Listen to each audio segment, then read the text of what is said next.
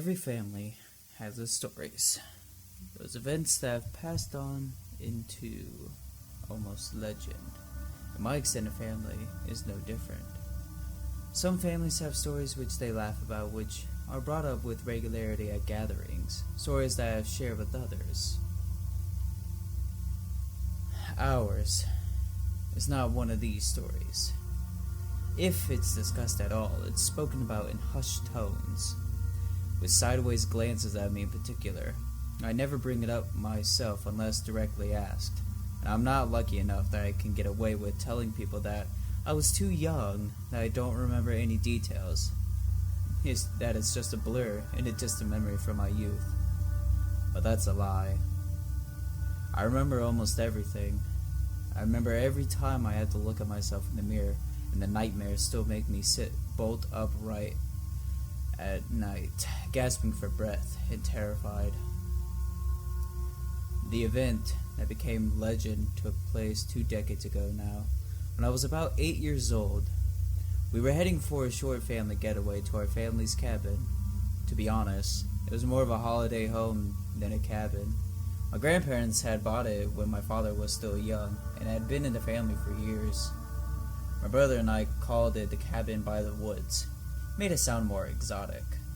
My grandfather used to take my dad and his siblings up there when they were young, hiking through the woods, fishing, and swimming in the nearby lake. My dad and his brothers and sisters now did the same with their own families. We started the trips when I was about 6. Mom, Dad, and me and my little brother Peter heading up to the cabin for the odd weekend getaway. I vaguely remember a few of those earlier trips. I recall swimming in the lake with Pete one time and both of us being too scared to go too far out, because that was where the lake weed started growing and you couldn't see the bottom.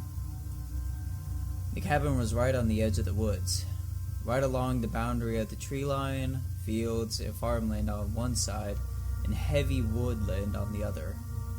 The farm next to the site was owned by the Johnson family and old friends of my grandparents. We'd always stop in and say hi to Mr. and Mrs. Johnson on the way up to stay. Occasionally, we'd have dinner there.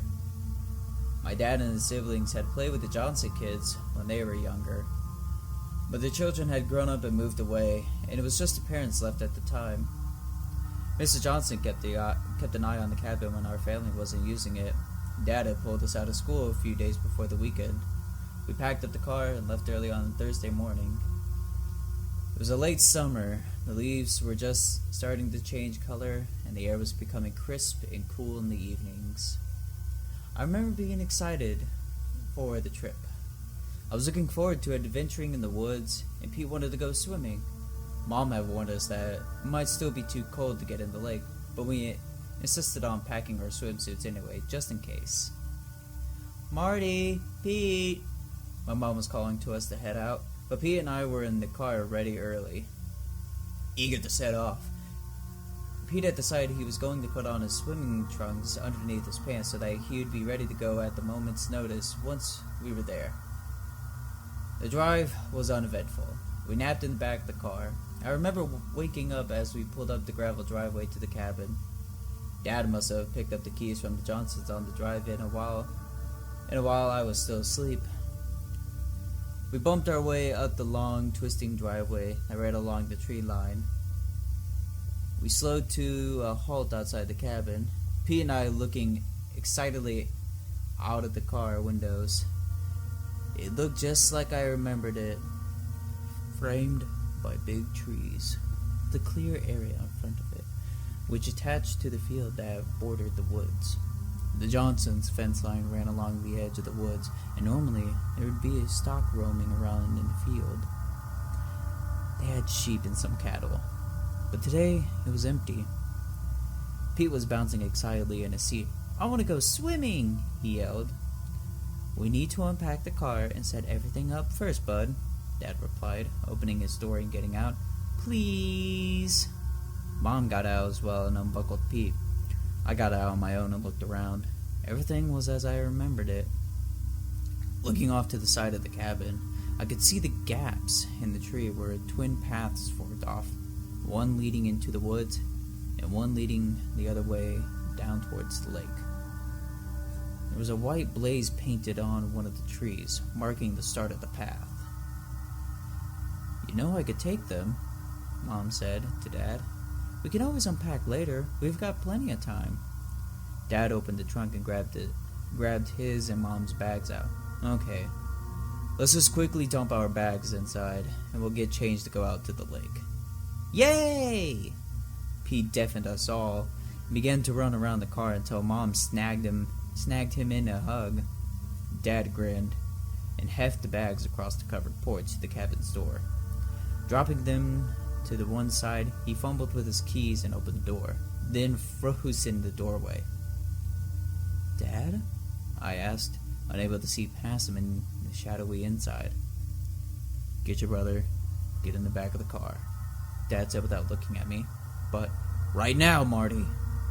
Dad cut me off using his serious voice. "Dear?" Mom sounded concerned as I grabbed Pete and pulled him in towards the car while he protested loudly. "Where's the axe kept? Where did we find it last time?" "Oh God, what's wrong?" My mom's voice rose slightly as Dad came back towards the car and hefted the tire iron out of the trunk, striding quickly back towards the open door. "The place is all messed up. I think there might have been a break-in." "The axe was in the laundry room last time, I think. Be careful." She trailed off, sounding worried. "I'll be fine. Stay here." Dad quickly kissed her on the cheek before stepping through the open door, tire iron half raised in his right hand. Mom paced back and forth by the car, clearly concerned. We sat in the back looking towards the cabin. We sat there for what seemed like an age, becoming more and more worried as seconds went on. "What's happening? Marty, is Dad okay?" I tried to reassure Pete. "Everything's fine. Dad's tough. There's nothing that he can't deal with." I remember Dad once telling me that I had an overactive imagination, and this was one of those situations where it was free to run wild. Even as I spoke, I found myself imagining all the horrific things that surely lurked inside the cabin, just waiting for Dad to stumble upon them, and I could feel my fear levels rising. In my mind, I saw dark shapes moving about in the gloom, silently stalking my father, and how they would come for us once they got him. I looked back towards the cabin, and suddenly the curtains in the front window were flung open, Dad looking out the window. We saw him walk around to the door, and come back outside holding an axe, which he propped up against the front of the cabin. "Looks like everything's fine, guys. You can come out of the car now." He went to talk to Mom. "How about you take the kids down to the lake while I get everything straightened up?" He explained to Mom that the place was a bit messed up, but not too badly. A fallen branch had smashed into the window at the back of the place, and he thought that a raccoon or something had gotten in and turned over some things while hunting for food. He found the axe in the laundry where it was meant to be. Dad thought it must have happened in the last day or so, after Mr. Johnson had come to turn the power and water on. Scary things I imagined quickly recited in my thoughts, but I still remember feeling vaguely uneasy. Pete was so excited to go swimming, so Mom got our swimming stuff, and the three of us headed down to the lake while Dad went back inside. We'll be about half an hour, dear," Mom shouted at Dad as we headed around the cabin and down towards the woodland path would take us to the lake. Swimming was fun. I remember splashing around in the water with Pete while the sun shone brightly down on us. We were lucky that it wasn't starting to get really cold yet, since we were just getting into the start of autumn. Mom read her book on the shore while Pete and I swam around the shallows, once again avoiding the lake weed. Eventually, Mom called us back in, and we got dried off and headed back up to the track to the cabin. Dad had cleaned the place up and nailed an old boarded over the broken window at the back. He told us to grab our bags, set in our bedroom. We grabbed our gear and ran through the lounge area, down the hall to the bedroom. Pete immediately claimed the top bunk, struggled up the ladder, decided it was too high, and that he had fallen out in the night, and then claimed the bottom bunk. We unpacked our sleeping bags and then ran back down the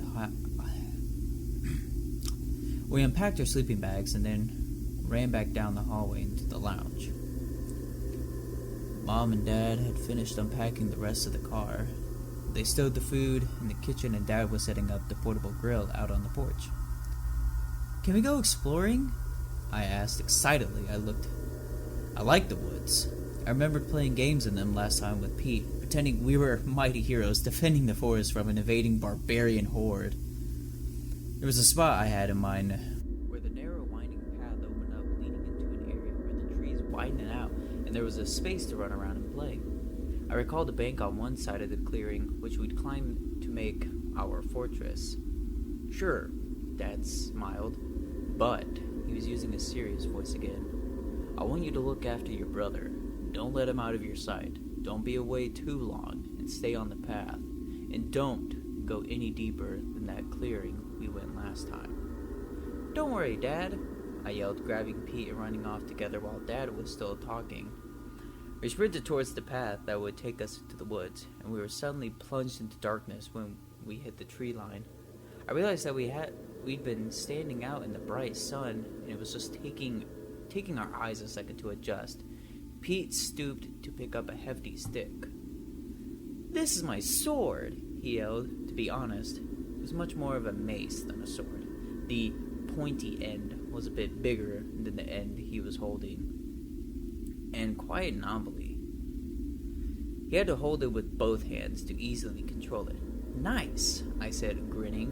"I'll find one of my own." We headed down the path together, going deeper into the woods. The path snaked around between trees, over rises, and down through small gullies, and the occasional tree had a white blaze painted on it as a path marker. It was cool with the bright sun being blocked above the tree canopy. A few minutes later, the path opened up, and we stepped into the clearing. The tree canopy still blocked out most of the sky, but was thin enough so that the clearing was fairly well lit. We ran around and played for a while, taking turns to guard and assault the fortress, and then both guarding it while we repelled the invading forces. After a while, we were breathing heavily from all the running around, and we sat down for a break. "Where does that path go?" Pete was looking around, pointing towards that far side of the clearing. I looked in the direction he was pointing and spotted a tree with another white blaze painted on it on the far side of the clearing. The path was hard to spot next to the tree. It seemed to be quite overgrown, and the tree that was marked was gnarled and twisted, with only a few leaves attached. It was covered in a moss or lichen, which made the blaze a lot harder to see than normal. "I don't know," I replied. "Let's find out." Sorry. I stood picking up my sword stick, and Pete picked his up too. "Didn't Dad say not to go any further?" Pete sounded worried that we'd get in trouble. "Come on, we'll be fine." I was using my big brother powers of persuasion, knowing that Pete would cave in and come with me if I headed that way. I was soon proven right, as we headed towards the path together. We were less than a minute past the gnarled marker tree when a sense of unease settled in. The woods felt different. There was less light, and the trees were closer together. They seemed to be fighting each other, clawing their way up towards the light.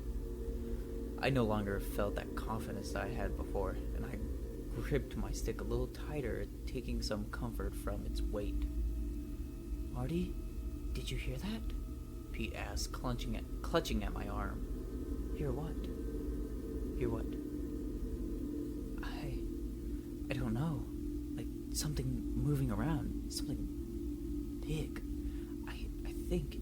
He trailed off as we slowed our pace to a near crawl, and I listened hard. I hadn't heard anything, but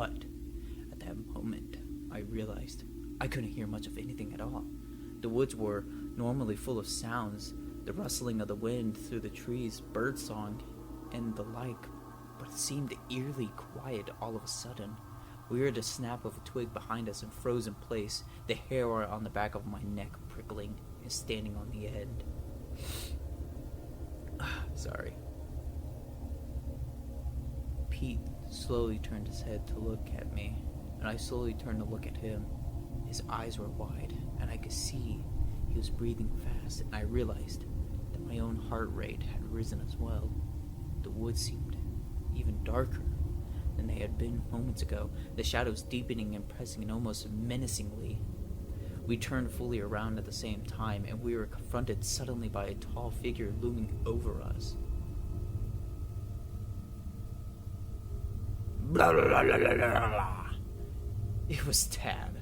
We both screamed as Dad yelled and waved his arms in the air, and then he started to laugh at us.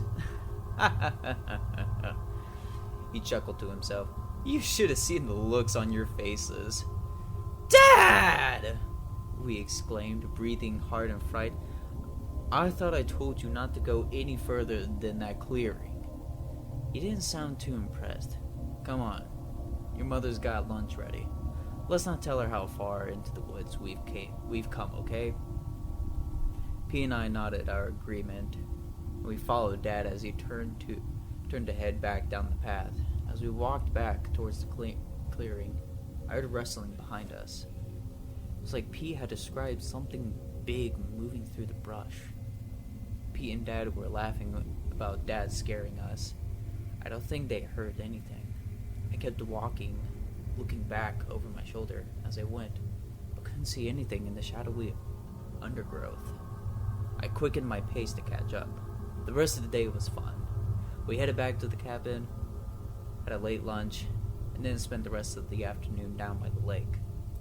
Later that night, P and I had been sent to bed, and as we lay in our sleeping bags, I heard something outside.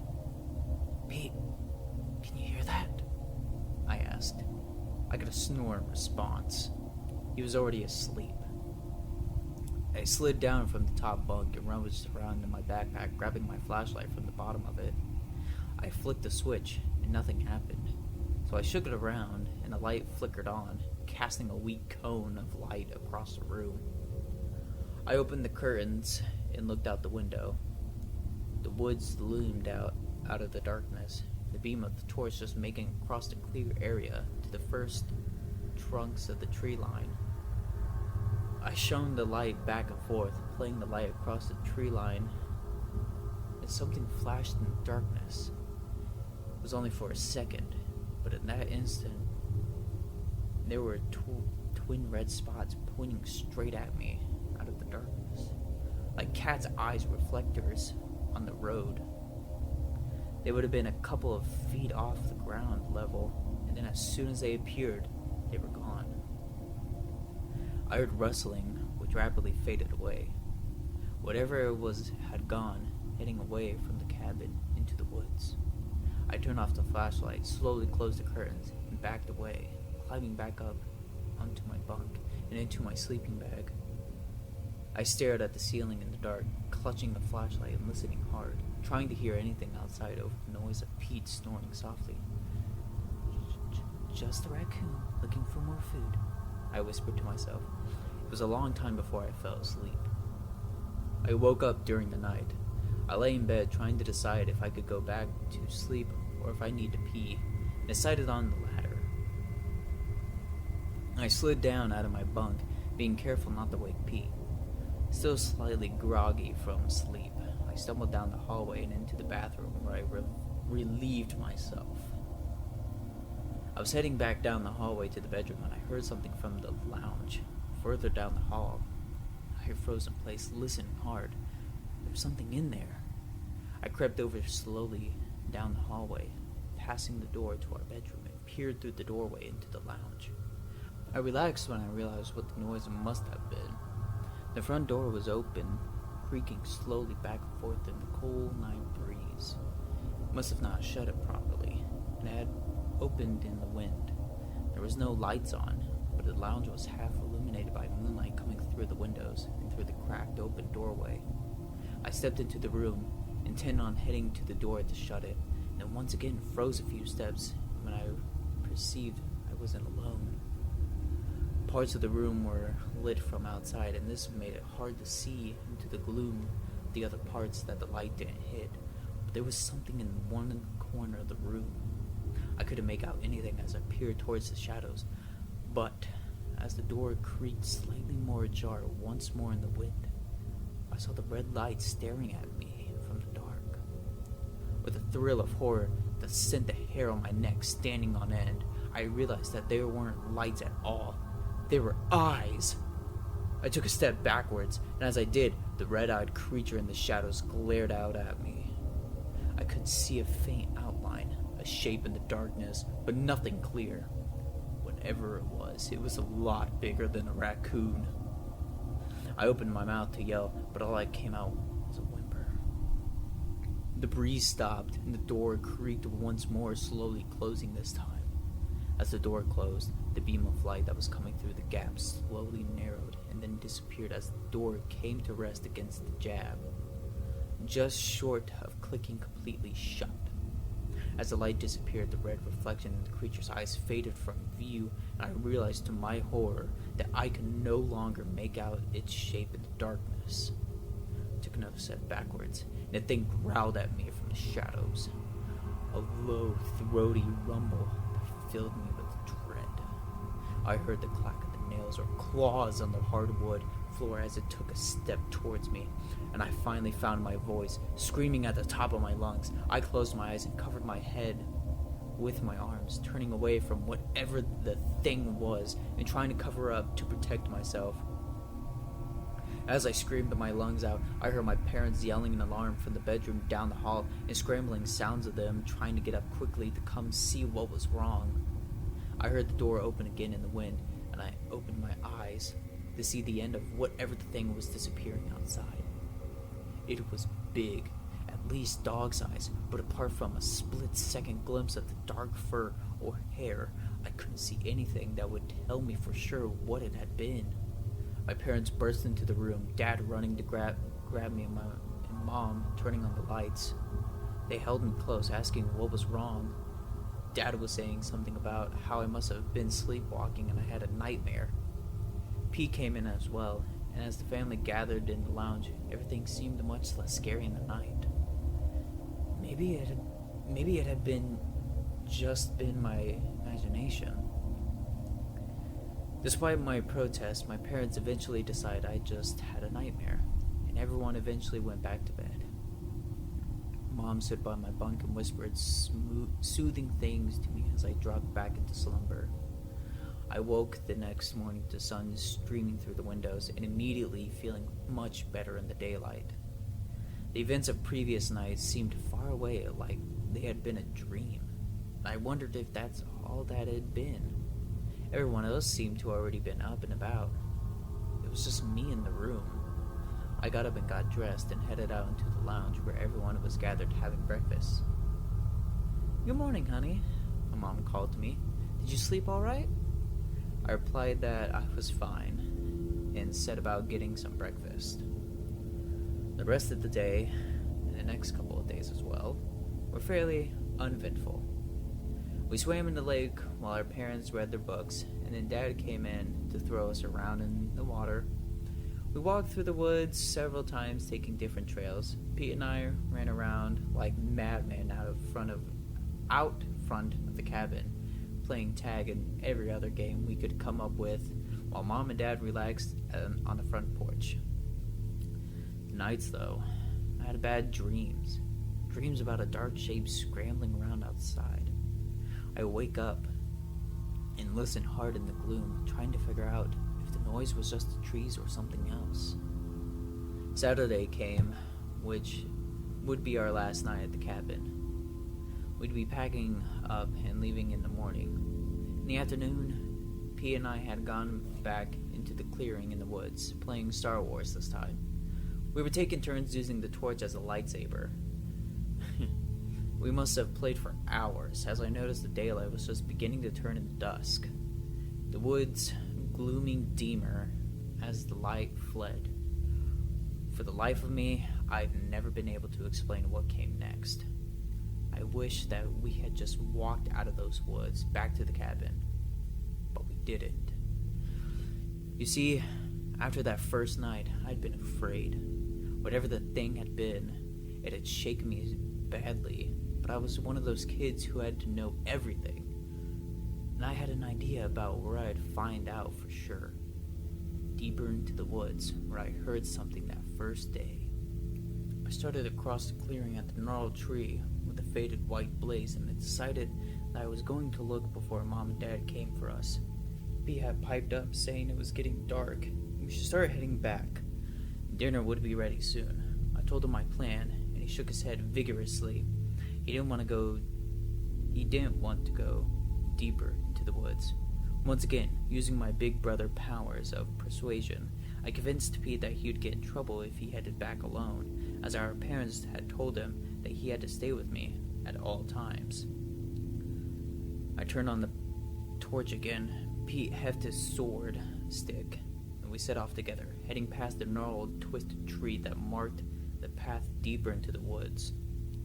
We walked in silence, carefully picking our way along the path in the dark, my crappy torch lighting the way for us. Every now and again, it would flicker, so I'd give it a whack, and the light would come back. I found myself wishing I'd packed spare batteries for the trip. We must have drained the power while we were playing with it. The evening was getting rapidly dark, the moon coming out and casting some dim light through the gaps in the trees. "Marty, I don't like this," Pete said apprehensively after about a minute on the path less traveled. "Neither do I, but we can't turn back now," I replied, looking back.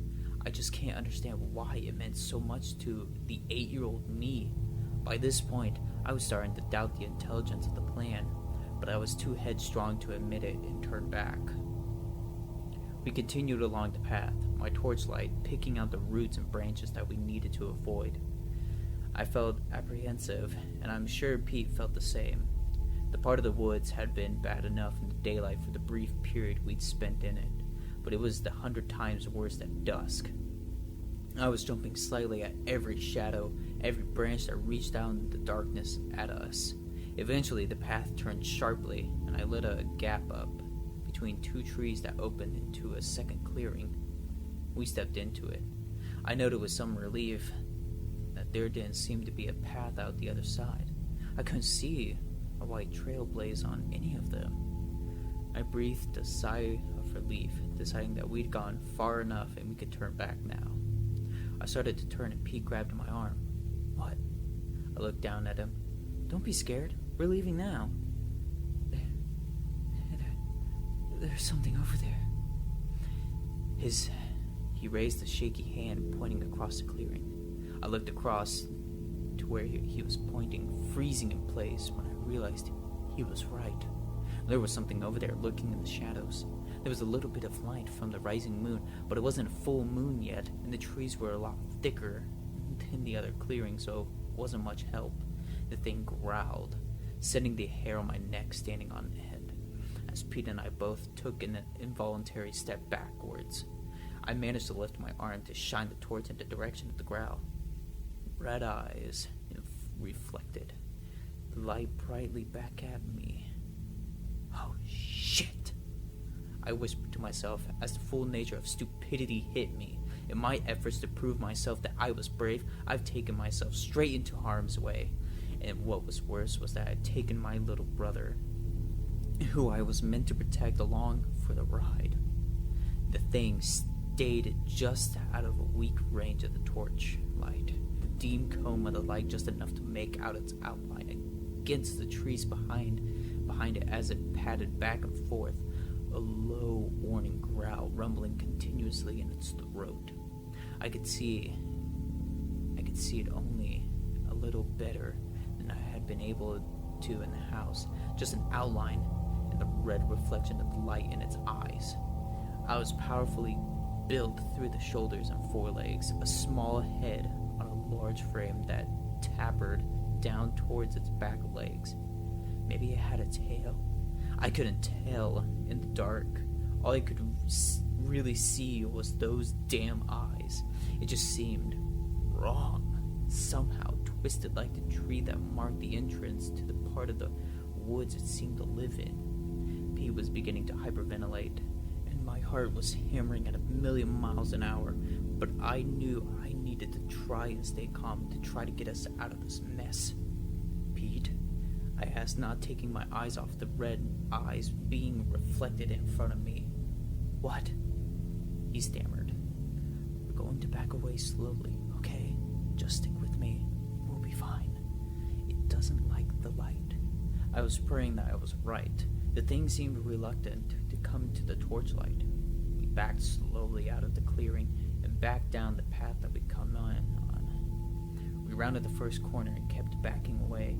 I kept the torch pointed in front of us as we slowly edged down the path, hoping that maybe the thing wouldn't follow us. My hopes were dashed when a shape appeared and the reflection bounced the red off its eyes again. It was following us, stalking along the path after us, staying just out of the reach of my torch and making its way around the odd patch of moonlight that made it through the tree canopy above.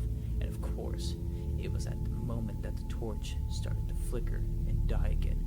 Shit! I cursed, whacking the side of the torch to try to hit the light back into existence, but it continued to flicker, and then it died completely as the batteries finally gave up. Marty?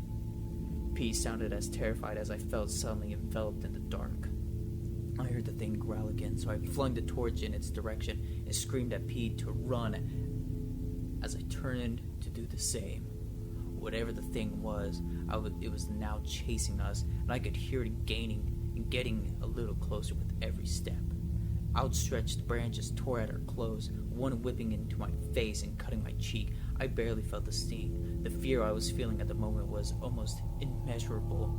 Pete was sprinting as fast as he could, but with my longer legs, I was beginning to outstrip him. Come on! I urged, reaching for and grabbing his hand to pull him in alongside me. You can do it! Just keep running! I spat the words out between frantic breaths. I realized that Pete was still carrying his sword stick, and without breaking stride, I stretched over and tore it from his grip, flinging it behind us as we ran. I heard a meaty thud as it landed, and then growls that sounded of pain and anger. It must have hit the thing. I just hoped that it would slow or distract it enough for us to get away. We kept sprinting down the track in the now near dark forest, which had been difficult enough when my torch was working. As we ran, I silently prayed that we wouldn't snag on a branch or tripping on a root, as that would surely be the end of us. I silently wished I still had my torch. Would have made our flight easier. There! I saw the twisted tree, the outline just able to be made out against the dark sky, thanks to the dim moonlight. By this point, we were both nearly out of our minds with fear. All that was keeping me going was the adrenaline, and I knew Pete would be much the same. We were both sobbing as we ran, taking in deep, ragged breath as we ran. We burst into the clearing. We were about halfway across it when Pete fell, tripping over a branch laying on the ground. He landed heavily, and my momentum from running carried me well past where he lay. I skipped to a halt, turning to head back to get him, and as the thing bounded out from the path behind us, I caught my first real glimpse of it, eyes widening in horror as it came into view. It was a twisted thing like a huge dog or a wolf, but wrong. Somehow, its proportions were all off. Forelegs were much longer and muscular than the hind. It didn't run like a canine either, moving more like a gorilla charging on all fours, its long, dark shaking back and forth as lolloped forward towards my brother, long tongue spilling out from behind, jagged white teeth in a snapping, slavering maw, and those horrible red eyes glowing brightly with hunger in the dim moonlight. Pete was struggling to get up. He saw the thing come from the path, and then turned his head to look at me, pleading, petrified, eyes locking with my own. I'll never forget that glance. In that second, I saw exhaustion and confusion, all the composing fear, bordering on the brink of madness. But worst of all was the unbelievably horrified betrayal that came into his eyes as I did the only thing that my terrified 8-year-old brain could think of. I turned away and fled, Pete's screams echoing after me as I went, rising in pitch, seeming to go on forever, cutting off suddenly. I charged down the path, sobbing and shrieking as I fled in disbelief at what I've done, and sure that the thing would come for me next. Suddenly, 2 tall figures burst out of the dark in front of me and grabbed me. I thrashed about and screamed before realizing it was my parents. I could see Dad had the axe. They must have heard our screams. They frantically asked me where Pete was, but I was well past the point of being able to speak and just flailed my arms back down to the path, pointing desperately back the way I'd come.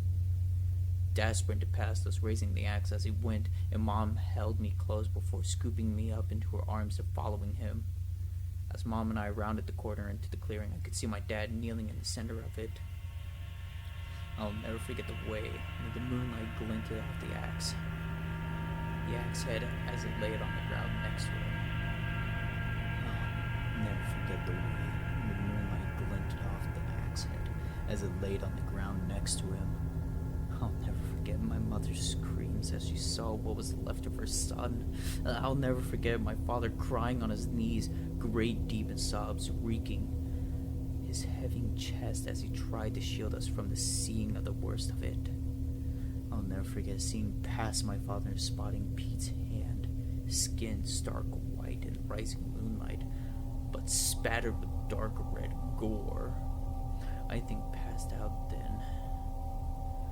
From what I was able to gather later on, Dad stayed with Pete while Mom took me in the car to the Johnson's house to call the police and left me there as she returned with the state troopers in the ambulance. I'd gone into shock by that point. I never told my parents what really happened, that we'd gone past the first clearing and deeper into the woods. I'd spent weeks in a near catatonic state of fear and guilt by the time I was actually able to talk about what had happened. I told him that we lost track of time and we were about to head back to the cabin when that thing had come out from the path and gotten Pete before I could do anything. I already hated myself enough. I couldn't deal with him knowing it was all my fault. I told him that I didn't get a good look at it. My dad had seen a dark shape looming above the fallen figure of his son, but it turned and ran as it came at it, and he'd seen more than a flash of indistinct fur and red eyes. The police decided it had been a wolf or a feral dog, but despite of a search of the woods, they couldn't catch it. We never went back to the cabin, and neither did any of the rest of the extended family. Dad made a brief trip up at one point to clear it out, but as far as I know, it's sitting empty right now. Our family sold the land to the Johnsons a few years later, but I heard a while back that they'd sold up and moved away to retire, so I'm not sure who owns it at this point. Our lives went on, forever changed.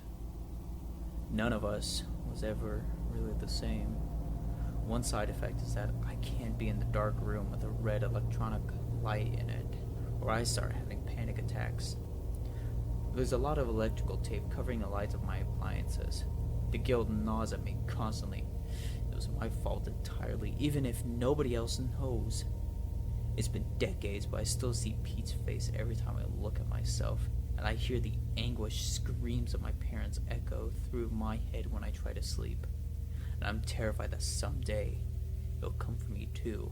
I'll be walking through my house at night, and it'll be there, like I deserve to be, a dark, twisted thing with the glowing red eyes.